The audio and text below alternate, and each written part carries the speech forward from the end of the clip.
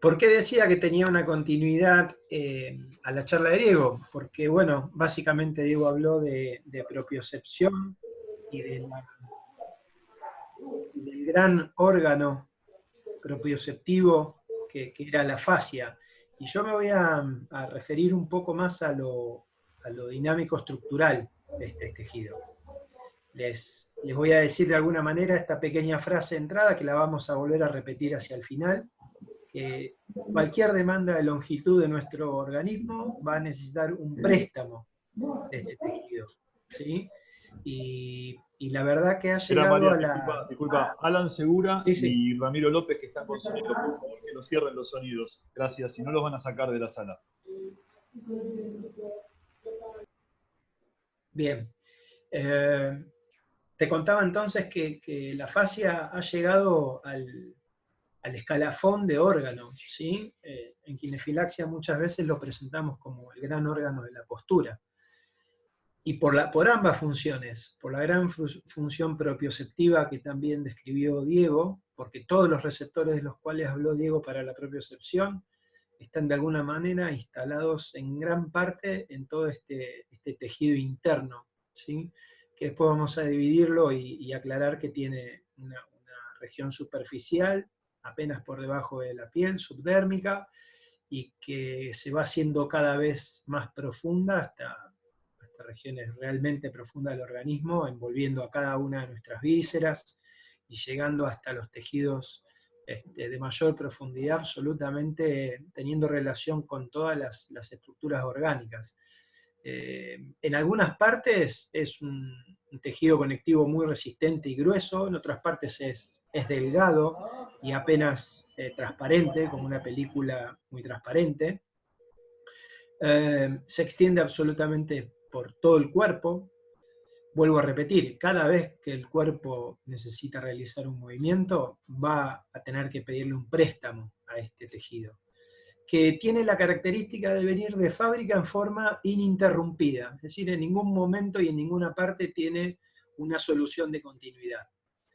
Lamentablemente a veces las cirugías, algunos desgarros, invasiones externas, como pueden ser artroscopías o cirugías de cualquier otro tipo, la afectan. Y cuando a la fascia se ve afectada por estas cuestiones externas, resuelve de un modo lo mejor que puede, pero nunca vuelve a tener las características originales.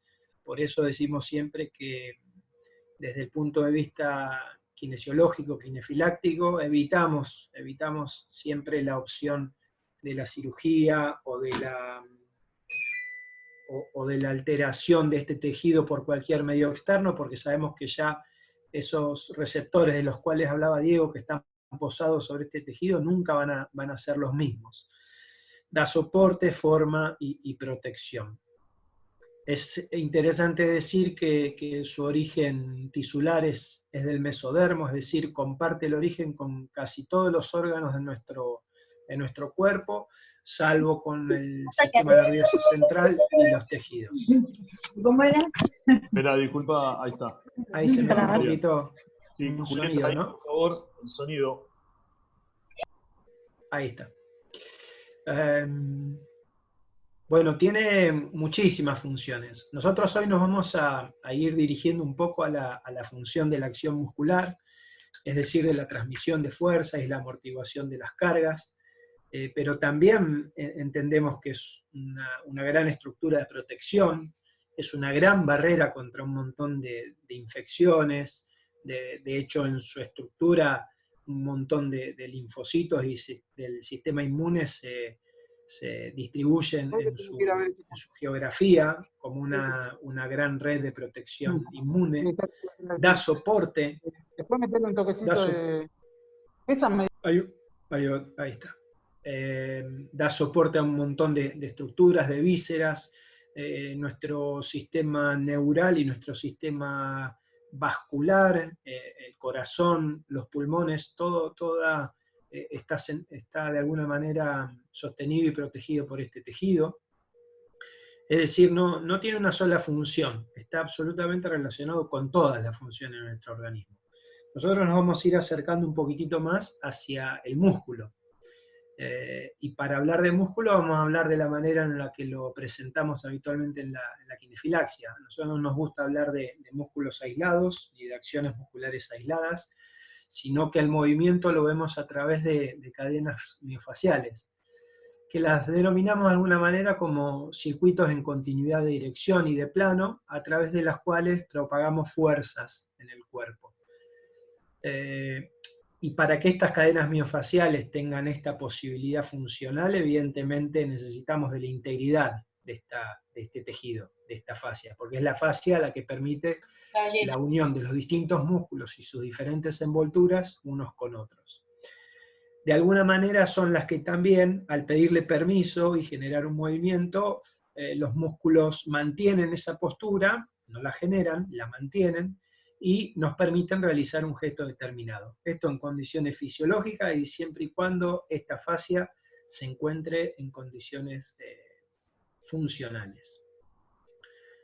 Cada uno de los músculos tiene fascia, estos están relacionados entre sí y permiten sinergias funcionales, como las nombra algún autor como Busquet, que habla del reequilibrio para algunas funciones estáticas, o a través de estas cadenas miofaciales, tanto de tronco como de extremidades, que permiten el movimiento, conocida como cadenas miofaciales dinámicas. Es importante entender que la fascia es una sola, que más allá que vayamos a hablar de trabajo muscular y trabajo a distancia, esa fascia es la misma que podemos encontrar en la superficialidad de nuestro organismo o en la parte más profunda aún uniendo o sosteniendo alguna víscera.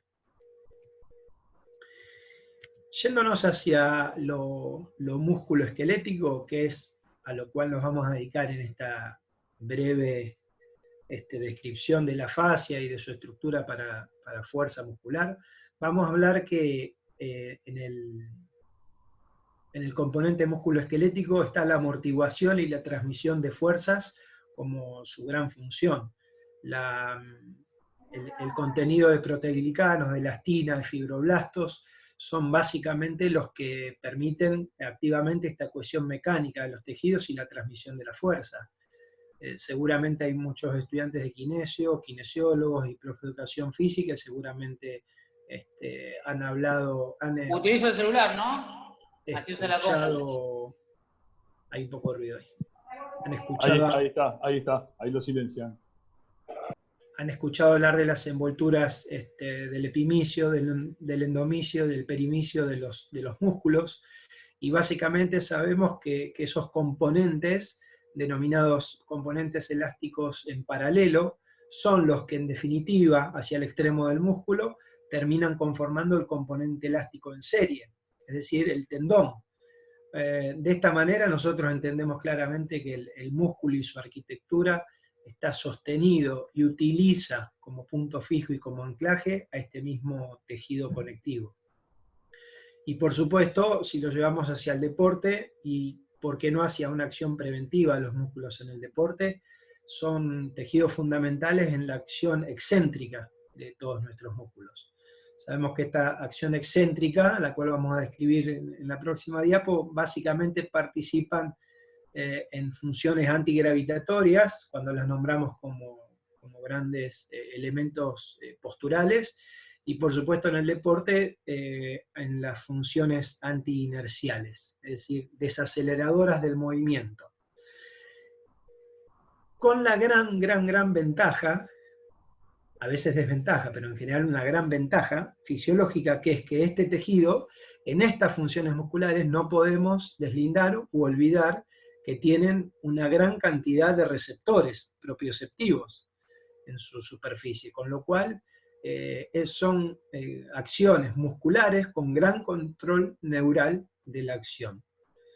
Este no es un punto menor, es un punto que nosotros lo podemos juntar mucho con la coordinación, lo podemos juntar mucho con la posibilidad de la disponibilidad de la fascia como un agente preventivo.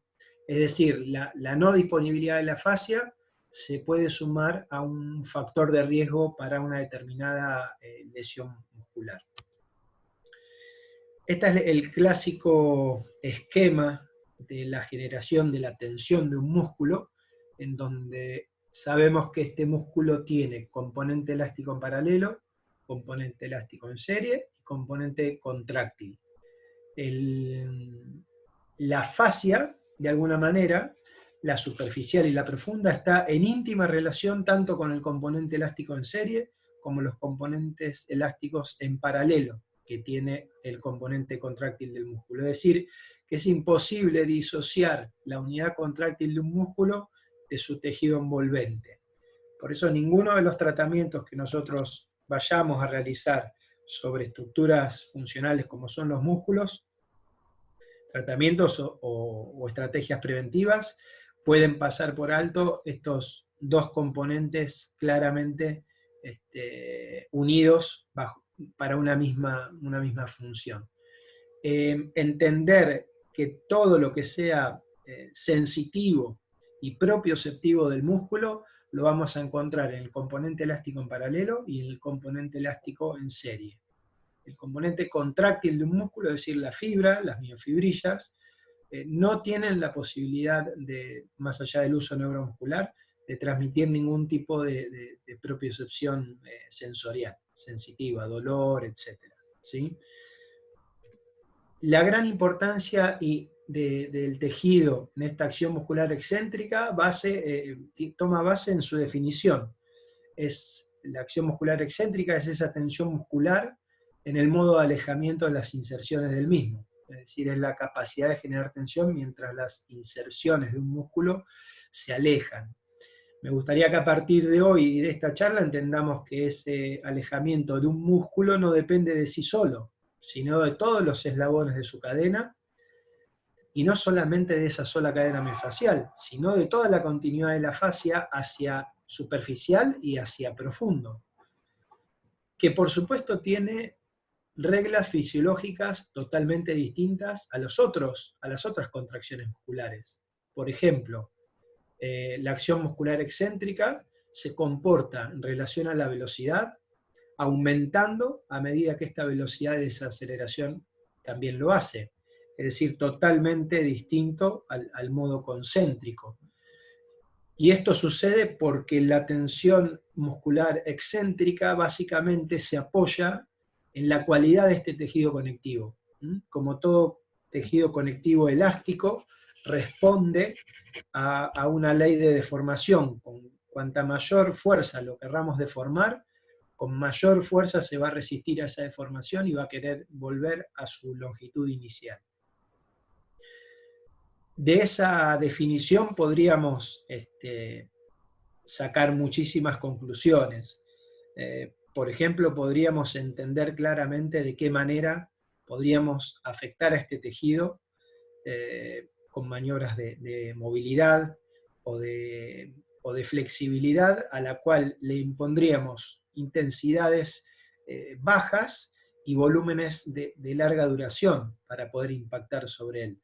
Porque al comportarse como un elástico, evidentemente no va a poder ser deformado si las intensidades son muy elevadas o los volúmenes muy bajos. Ahí vamos sacando algunas posibilidades de trabajo para un tejido que tiene características especiales y que no es el componente contráctil y que no estamos actuando sobre lo que sería el uso neuromuscular, como antes se había referido Diego, de alguna manera.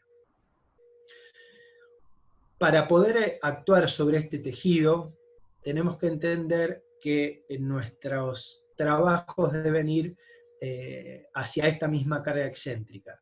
Y para estimular al músculo con carga excéntrica tenemos que saber que son estímulos que van a tener características preventivas y o de propiocepción, es decir, vamos a trabajar sobre un tejido que está altamente inervado propioceptivamente, con lo cual la prevención viene por el entrenamiento de esta propiocepción. Se une un poco al concepto que nos llevó Diego previamente. Y los estímulos de carga excéntrica, de carga muscular excéntrica, deben ser realizados con el total conocimiento de las variables fisiológicas de la carga excéntrica. Es decir, por ejemplo, nosotros nombramos una sola de esas características. A diferencia del modo de acortamiento muscular, la carga excéntrica o de contracción excéntrica muscular, la velocidad es totalmente inversa. En el concéntrico a menor velocidad, muchísima mayor tensión, a medida que aumenta la velocidad disminuye esa tensión. Y en la carga excéntrica, a medida que aumentamos la velocidad, aumenta la tensión. Con lo cual tenemos que manejar para la intensidad de la carga excéntrica el concepto de la velocidad de la desaceleración. Antes de continuar, Mariano, ¿querés preguntar algún tipo de duda? O... No tengo ninguna pregunta por ahora. Si llegan a hacer una pregunta, yo te paro, Marian. Puede ser que no se haya entendido nada, entonces. Hasta ahora no, está clarísimo. Por eso nadie pregunta. No, la gente está recontra atenta, Mariano, quédate tranquilo. Bueno, el objetivo que yo, de alguna manera, como para ir uniendo cosas, el objetivo que yo voy realizando es que esta misma fascia que nos brinda la propiocepción de nuestro cuerpo y que está absolutamente en todos lados, es la misma que en algún momento envuelve a los músculos, es su punto de tracción, su punto de inserción, sus tendones, y son ellos los que transmiten absolutamente toda la sensibilidad de lo que un músculo le pasa. Y por eso mismo, y por otra parte, trabajar la carga muscular excéntrica es de algún modo trabajar la propiocepción y un aspecto preventivo del músculo. Por supuesto que la actividad excéntrica debe respetar cierta especificidad, porque como está conformada la red de colágeno del tejido conectivo, las líneas de fuerza de tracción excéntrica van a ser totalmente específicas. Es decir, un deportista nadador tiene una carga excéntrica tal vez muy baja y adaptada a la resistencia del agua, por ejemplo, en un glúteo o en un músculo de la pierna, y esa capacidad excéntrica, si yo la traslado a un trabajo de trote bajo una fuerza de gravedad al aire libre, esa carga excéntrica va a avisarnos, básicamente, con el dolor y con el famoso DOMS, o las agujetas que nombran los españoles, que ese tejido conectivo no está adaptado a esa carga excéntrica. A eso me refiero con especificidad. Incluso un sujeto que hace running, si lo ponemos a jugar al tenis, también va a manifestar no adaptación de este tejido facial muscular, con ese dolor puntual a las 24 o 48 horas. Es decir que el acento excéntrico específico y la adecuada progresión del trabajo es lo que nos permite hacer prevención y entrenar la propiocepción, en este caso de la fuerza, para mejorar en nuestro deportista. Recordemos que esta fascia está ligada a muchas de las cualidades biomotoras del individuo.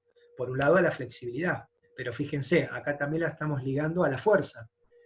Y también, fíjense, también lo ligamos a la coordinación. Es decir, es un tejido que claramente tiene diversas responsabilidades, y es muy fácil entender cómo a veces déficits coordinativos arrastran alteraciones de la fuerza y, por supuesto, a disminuciones o alteraciones de la movilidad. Y vuelvo a repetir, como para ir cerrando y de alguna manera entendiendo lo que dijimos al principio, que toda demanda de longitud en el deporte va a necesitar un préstamo de esta. Nosotros a veces trabajamos la fuerza excéntrica o el componente excéntrico de un músculo en forma totalmente aislada, de hecho a veces lo hacemos en una máquina de gimnasio, de poleas, pero no tenemos el concepto de que ese trabajo excéntrico analíticamente en un músculo se está trasladando absolutamente a todo nuestro cuerpo por la tensión facial.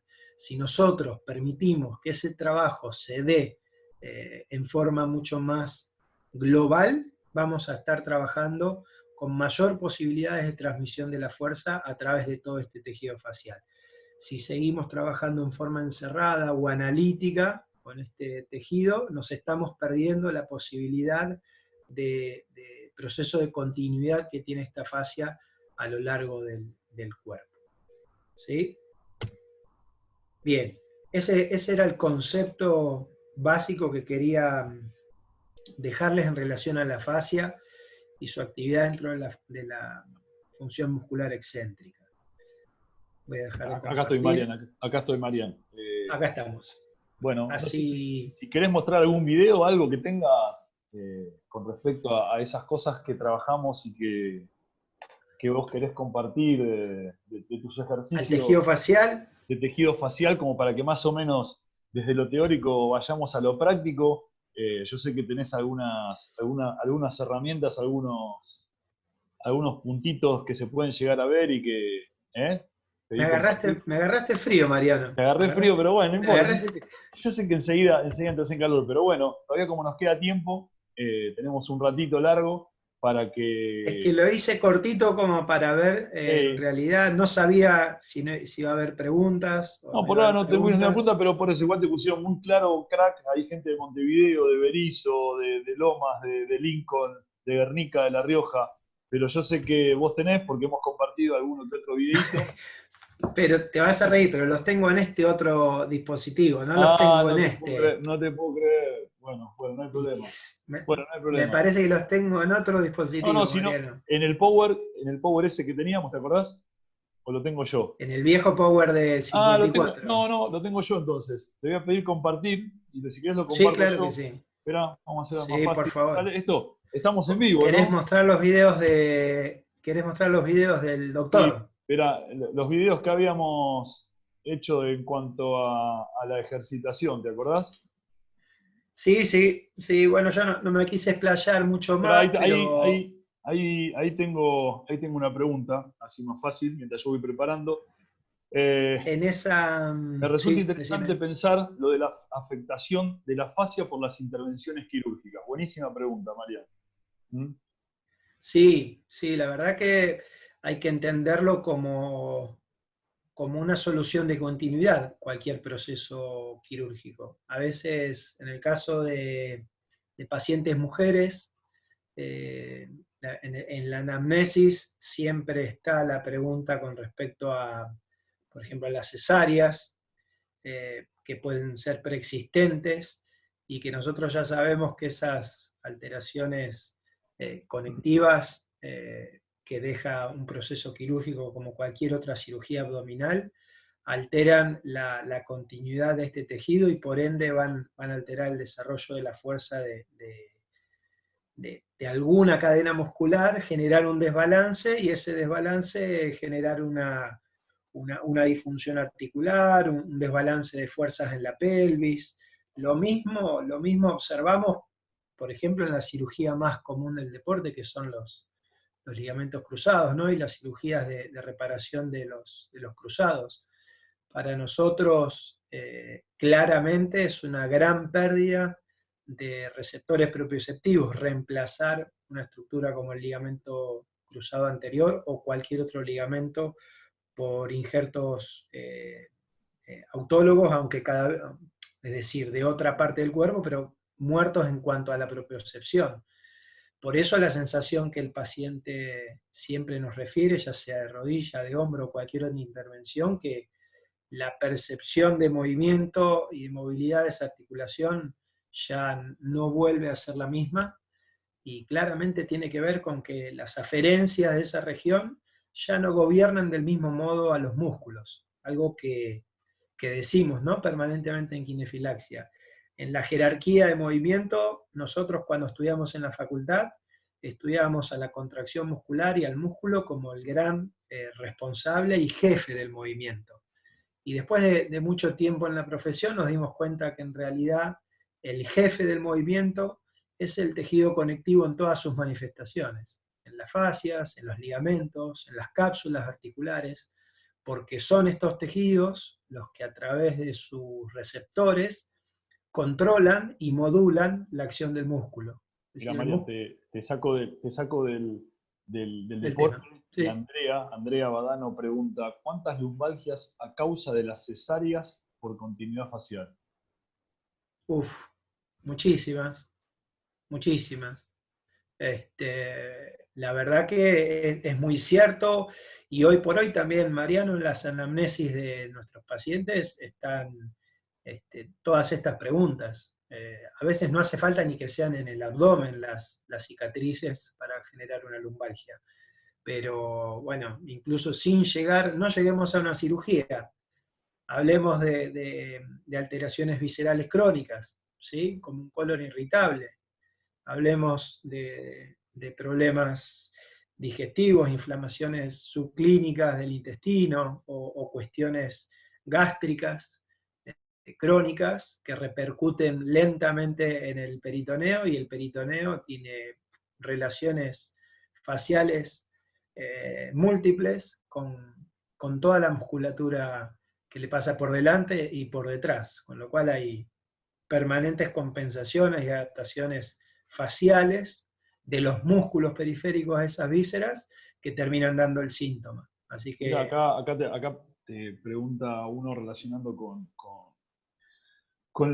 el desarrollo de la edad, pregunta Matías, entendí que predeterminantemente la estructura miofacial nos viene dada de forma ininterrumpida, pero ¿qué etapa del desarrollo del niño es la más sensible para mejorar esta estructura, tanto estructural como funcionalmente hablando? Hablamos de qué bueno, es buena. qué bueno, es interminable el tema, porque ¿sabes cuándo pasa eso? Cuando empezamos a adoptar las medidas occidentales de confort. Cuando la mamá lo agarra al bebé y lo sienta en una sillita en triple flexión para que coma. Entonces, en ese momento, una de las fascias más largas, propioceptivas e interesantes del cuerpo, que es la cadena estática posterior, que va desde la cabeza hasta la planta de los pies, cuando te sienta mamá para que comas, lo que está haciendo es acortándola. Y después viene la silla, y después viene el sillón, y después viene el sofá, y después viene el auto, Y las y malas todas las posturas, actividades obvio. laborales. Celular. Son las actividades occidentales las que nos empiezan a desbalancear en esta fascia, sin Totalmente. duda. Totalmente.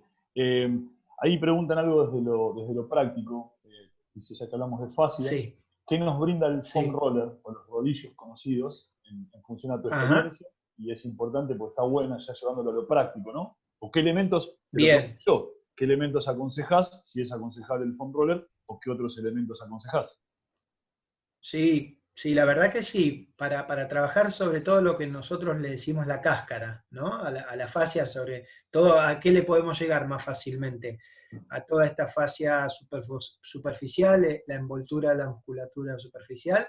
Sí, trabajamos con throw and roll o con el stick, o lo habitual que nosotros usamos mucho para de alguna manera descompaginar o sacar de la disfunción al tejido facial, son simples pelotitas de tenis, las que podemos acostarnos boca arriba. Esos son los videos que vos me decías de mostrar. Eso iba a mostrar, eso iba a mostrar. Claro, porque nosotros lo que intentamos, conocemos muy bien la anatomía facial y conocemos los puntos de conjunción de esa anatomía facial. Conocemos, por ejemplo, que a nivel de la cara posterior de las caderas, a nivel de la vaina del piramidal, este tejido adquiere cierta densidad. Sabemos que a nivel de la unión por debajo de la decimosegunda costilla y bien pegadito a la columna, hay una gran congestión del tejido facial, tanto del diafragma como del psoas, del cuadrado lumbar, que Ahí, son María, no sé si vos otra estás región. viendo, si estás viendo, puse Sí, para compartir, ¿los ves? sí, sí. Ahí Creo está. que hay 2 o 3 ejercicios que tienen que ver con... Ahí los pongo para Sí. compartir, que me habilitaron, y los pongo para compartir yo, a ver si me lo permite. Yo Ahí les va. sigo, les sigo contando, ahí son ejercicios donde yo le paso muchas veces a los pacientes. En ese caso las pelotitas van en las vainas de los piramidales. Eh, Estabilizo mi cuerpo previamente, trabajo con una pierna a la vez, ¿sí? Y lo que genero es un movimiento activo con un punto de anclaje, en este caso que lo genera la pelotita de tenis y el peso de mi cuerpo, para de alguna manera trabajar con la deformación de ese tejido facial. Todo mi cuerpo, la columna, el raquis, las manos y la otra pierna, están estabilizadas para que el punto fijo, vieron que hablamos de la continuidad y de la gran continuidad que debería tener el tejido facial, todo el cuerpo sea un punto fijo. No me olvido del diafragma, el otro día con Mariano dimos una charla interesante donde hablamos de que el diafragma es el músculo, uno de los principales a nivel facial, con sus relaciones con las cadenas miofaciales y con la capacidad proprioceptiva y generar presiones.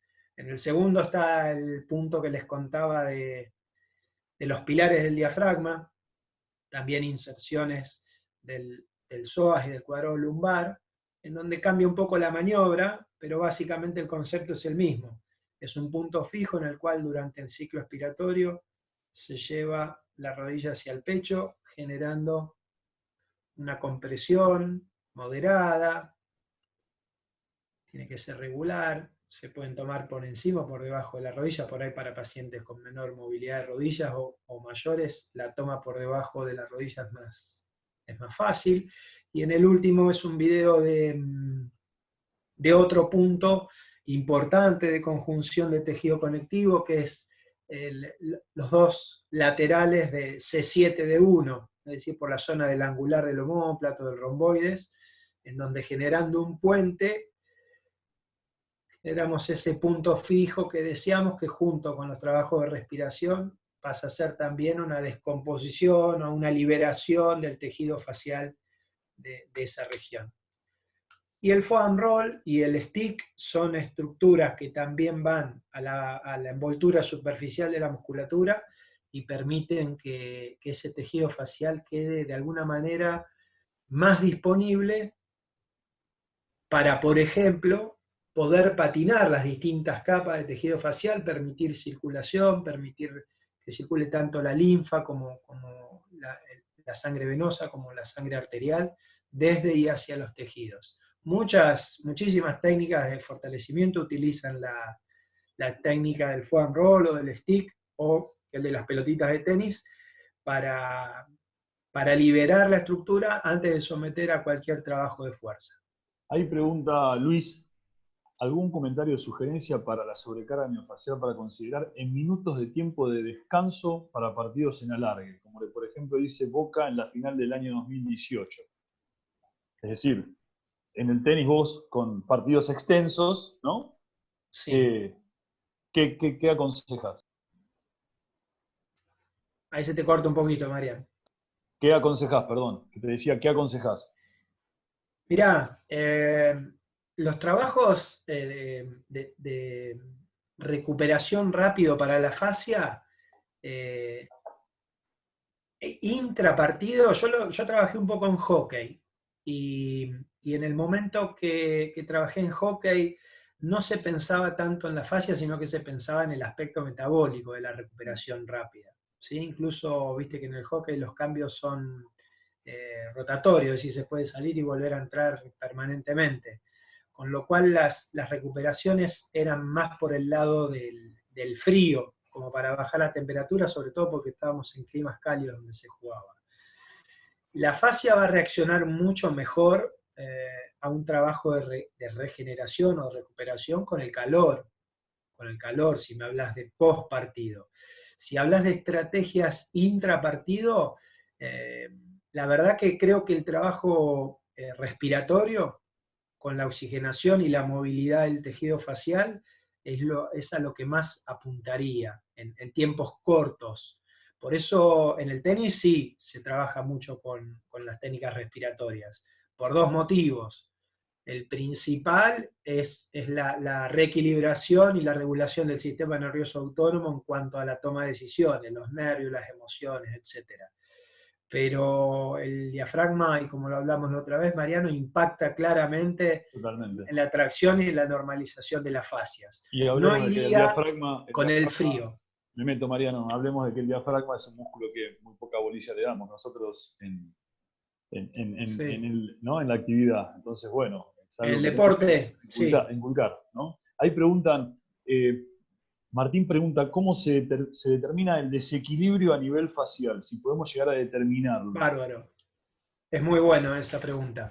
Una vez que conoces muy bien la anatomía y la fisiología de este tejido, es muy fácil, Martín. Lo evaluás con movimientos, pueden ser analíticos o globales, o de sostén de una determinada postura.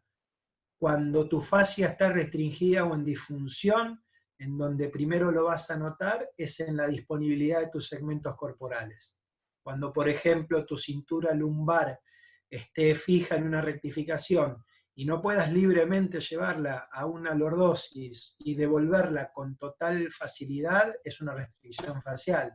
Cuando quieras sentarte en cuclillas y tus rodillas se abran hacia afuera y tus talones queden levantados del piso, es una restricción facial. En cuanto veas que tu posibilidad de rotar el tronco hacia un lado es distinta que hacia el otro, pensá claramente en que hay alguna alteración o asimetría en la disfunción facial. En cuanto no puedas realizar un puente prono, un puente supino, con las características que necesitamos, que es que la pelvis pueda no permitir la lordosis en el puente prono, que tu cabeza no se extienda, que tus escápulas no se vayan hacia una actitud alada. Esas son todas disfunciones que entendemos que arrancan en la fascia, la disfunción de la fascia. ¿Qué opinás? Matías pregunta, ¿qué opinás sobre los ejercicios hipopresivos para el trabajo del diafragma? Me encantan y le caen muy, muy bien a una determinada franja de pacientes. Los practico para poder interpretarlos, generan una sinergia que es muy difícil. Cuando hablo de sinergia digo que cuando uno hace un hipopresivo se reclutan ciertos grupos musculares que muchas veces uno ni siquiera los tiene en el radar, esto de que hablaba Diego que no los tiene propioceptivamente activos, y para todos aquellos individuos que necesiten generar fuerza con presión negativa dentro de la cavidad abdominal son excelentes. Por ejemplo, en algunos problemas de tejidos de la pelvis o de la columna vencidos, hernias. Te saco del diafragma y te llevo a la planta de los pies, tema del que habló un poquito Peláez, pero preguntan si los pies cabos pueden generarse por acortamiento de la estática posterior, de la cadena muscular estática posterior. El arco del pie también es un diafragma. Que se quede abajo o que se quede arriba es también una disfunción de la estática, del tejido facial. ¿Sí? Cada vez que caminamos, la necesidad de que ese arco se vaya hacia plano y vuelva hacia cabo es fundamental. Si está fijo en cabo o si está fijo en plano, es lo mismo que hablar de una lordosis fija o una columna lumbar rectificada.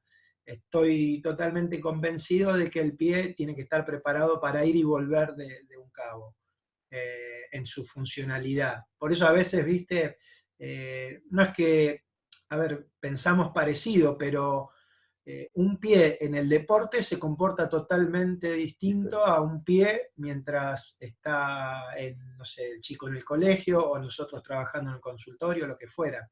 Entonces a veces considero que puede llegar a ser excesivo equiparlo para todos los momentos con una plantilla. Puede necesitarlo en un momento y puede no necesitarlo en otro momento. Por eso es lo que está bueno que muchas veces ustedes hacen, que es evaluar en la estática, pero evaluar en la dinámica también. Los comportamientos son totalmente distintos. Totalmente de acuerdo. Sí. ¿Cuál es el tiempo y velocidad apropiada para realizar el automasaje por presión con rodillo, foam roller u otro elemento? ¿Cuánta presión es necesaria? Van varias preguntas en una misma, hace Pablo. Sí. ¿Cuánta presión es necesaria? ¿Son necesarias diferentes presiones en diferentes zonas corporales, realizando de manera longitudinal, transversal o de qué manera el músculo de la fascia? Algunas preguntas tienen respuesta y otras que son más difíciles de medir. En cuanto a la direccionalidad, tenés que acompañar la dirección de las líneas de contracción de fuerza del músculo. Es decir, vas paralelo al tejido conectivo. En cuanto a la profundidad, yo tengo pacientes que ni siquiera se podrían apoyar sobre el rodillo o sobre el foam. Lo que sugiero es adaptar un elemento que permita que el peso del cuerpo pueda rolar sobre ese elemento. Hay algunos que son de goma espuma, hay otros que son rígidos, hay otros que son rígidos y tienen pinches.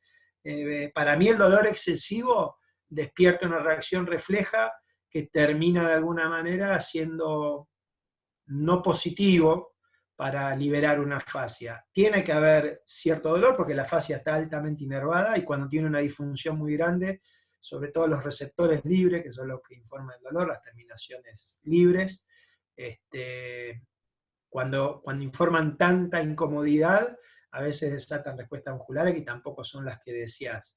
Creo que hay que ir con elementos tolerables, que por ejemplo, si trabajas sobre la fascia de un cuádriceps, un vasto externo, un tensor de la fascia lata, soporten el peso de la extremidad y te permitan al menos un trabajo que dure entre 20 y 30 segundos sin que se te caigan las lágrimas. Eso sería. Perfecto. La velocidad es difícil de calcular. No sé la velocidad. Te saco del ejercicio y te llevo nuevamente a la difusión y me encuentro con que pregunta Esteban, ATM y disfunción facial, ¿dónde repercute más? La importancia del ATM. ATM que, digamos, cada vez es ese captor importante a nivel de hospital que cada vez le damos más bolilla y trabajamos interdisciplinariamente con los odontólogos. Sí, sin duda. No soy especialista, no me dediqué a eso, pero hay mucha gente en nuestro equipo de trabajo que sí lo hace.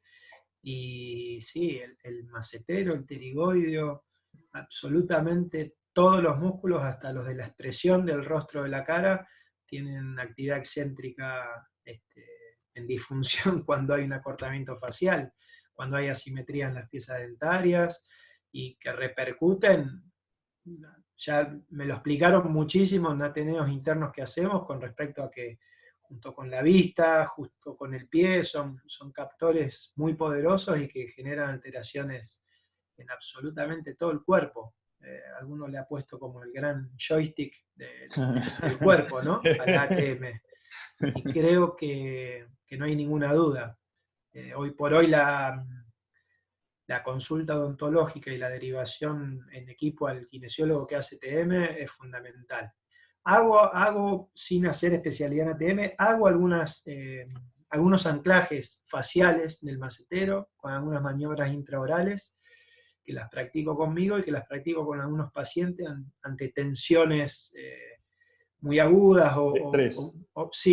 De estrés, y me dan muy buen resultado, pero para nada soy un especialista en ATM. Mariano, esta la pregunto yo, ¿qué recomendás de bibliografía?